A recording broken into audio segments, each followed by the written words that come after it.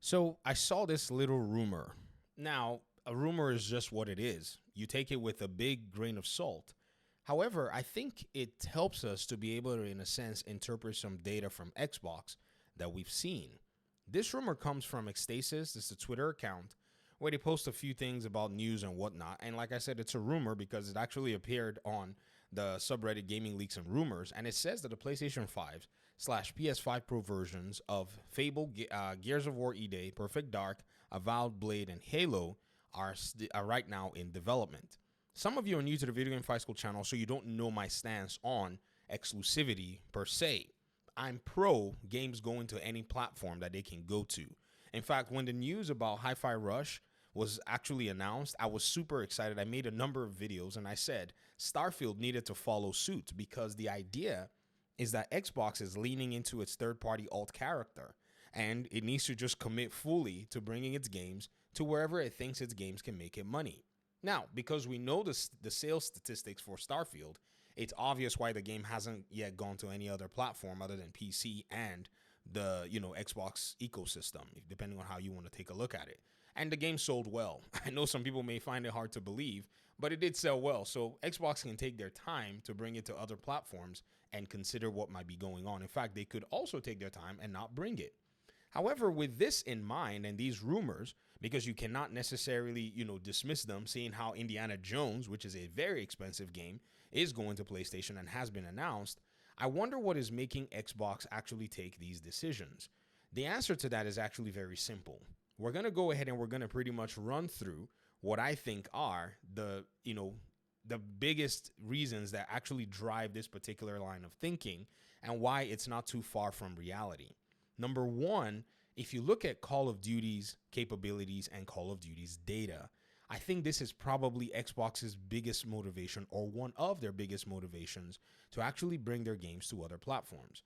For years, there were announcements around say 2009 that Call of Duty 4 hit about 14 million players. Also about, that same time, they were talking about how that same number, if you look at just the difference, this was in January of 2009. By March of 2009, it had added another 1 million players. So basically, the entire franchise at the time was doing about 15 million players. Well, guess what happened later down the road? They introduced Warzone. Warzone hits 15 million players in 4 days. And then as things started to go with the FTC trial, we saw that the entirety of the COD, ecosystem as of 2021 had actually brought in about 14 million players who were playing the game. This was from a letter that actually leaked because Jim Ryan's PlayStation were submitting the letter to Activision and somehow it wasn't properly redacted and we got to see that number. Over 14 million users by device spent 30% or more of their time playing Call of Duty. So the 14 million number is no longer like the general overall, say, Call of Duty population that we were seeing in 2009 or other years. It was just PlayStation alone. When I ran the numbers to see exactly how this would translate for Xbox in terms of their revenues, I was quite shocked as to exactly how in the world no one is pointing this stuff out. Shout out to Destin, the IGN Destin. He was talking about stuff like this in his video today. And he mentioned those numbers, and that made me go back and actually check them. And I ran a little scenario. This is just a case study. If, say, 14 million people paid $60 to play Call of Duty, this is, not taking into account that some people will pay over $100 for a deluxe edition and for some other services, and even for skins. We're going with the base metric here. And at $60, you're going to have $840 million of revenue. There's a 70-30 split. In some cases, some people say it's an 80-20. I'll go with the 70-30 split. But remember, there's a 10-year deal with Call of Duty and PlayStation. If nothing changes, if, say, everything goes and, Call of Duty never sees any growth on the PlayStation platform, that's about $8.4 billion in revenue. If they go ahead and make their 30% split, what they're going to see is anywhere from $5.8 billion or maybe more just on the PlayStation platform. If anybody does not see this as a significant change in terms of the amount of money Microsoft is standing to gain or Xbox is standing to gain from Call of Duty alone, I don't know what else to tell them. So when you see these rumors that are saying that, it seems like Xbox is really gearing up to send some more games across the pond, I think there is some reason that says there is money to be made here. And this is probably why we're going to be seeing these moves as time continue to go on. So again, it's not out of the question that Xbox would take these other titles, even though we know Halo is a flagship title of theirs, but I'm not going to, in a sense, write it off. Why not make money on Halo? Because, ladies and gentlemen, believe you me, being a third-party publisher is actually much more profitable. Who would have thought? I mean, Rock freaking Star is sitting over there, never dealt with actually worrying about hardware, but they are literally one of the most profitable entities in video gaming. EA, who makes all kinds of games, crap games, great games, good games, sports games, are literally being able to survive when Ubisoft is taking a punch for basically doing the exact same things. But the difference is EA has got its soccer game, it's got its other sports games that are bringing them a lot of money. So when you have IPs and franchises that can go net you money, I don't think you need to stay in a myopic view that you want to pretty much make exclusivity your main source of actually doing business, because we've seen that exclusivity is not sustainable in many cases. Yes, we know Nintendo was rocking it, but Nintendo could do 70 million on Mario, but again, 50 million is fine for them.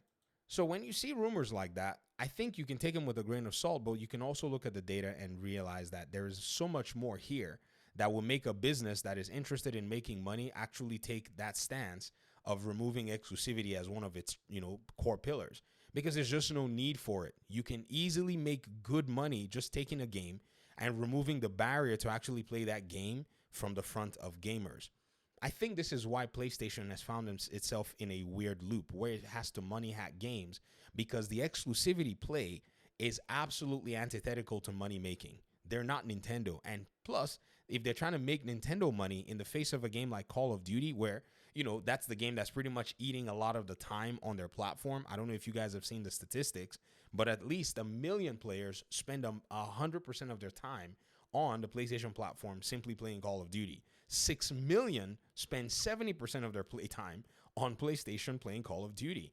That's a lot of players. That's why Final Fantasy could not break more than a specific amount on this platform. That's why Stellar Blade, even with all of the jiggly physics, could not break through, because players are fixated on owning one another and yelling at one another in Call of Duty lobbies. I think there is something to be said about the fact that if you're going to make profits, you're really going to have to be, you're going to have to go against the grain. And gaming had always been in this particular paradigm that, you had to have exclusives. I've seen the media, I've seen people on all sides talk about how, Xbox has given up, not wanting to compete and doing all of these things. I've even seen some talking heads say that.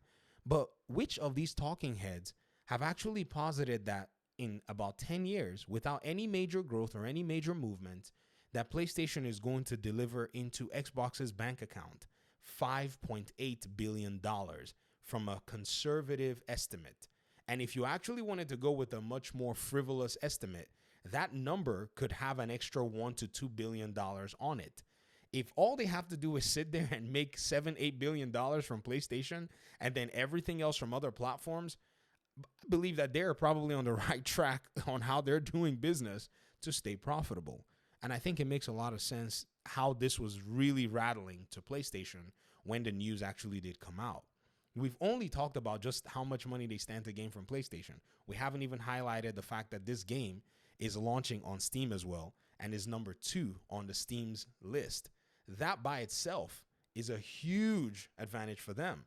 They're going to take this game everywhere they can sell it. And did y'all know that this Call of Duty game is also being, geared to come to the Nintendo Switch if possible? They really want to farm dough. They're not here to mess around and do this whole exclusivity thing. So for those of you who are on the Xbox side of things, who, this may be in a sense kind of shocking to you, I say fasten your seatbelt, buckle up and grow up, buddy, because now competition is now in place. Some people have actually said that this is not competition. I mean, we know they're joking. They're just being silly. They probably don't understand that competition is actually, happening when you can actually take your game to another competitor's platform and choke out their game and make money and walk away. That is competition. PlayStation has been playing games in the shadows, and now it's time for everybody to bring their cards and put on the table. And it seems like their bluff has been called after all this while.